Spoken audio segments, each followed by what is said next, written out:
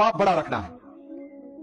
मैं उस कुर्सी पर लानत बेचता हूं जो कुर्सी मुझे अपने नजरिए से हटाई। मैं हर उस ओहदे पर लानत बेचूंगा जो मुझे इमरान खान साहब पर कंप्रोमाइज करना सिखाई थी। हमने अपना मकसद बड़ा रखना है। हमारा मकसद क्या है?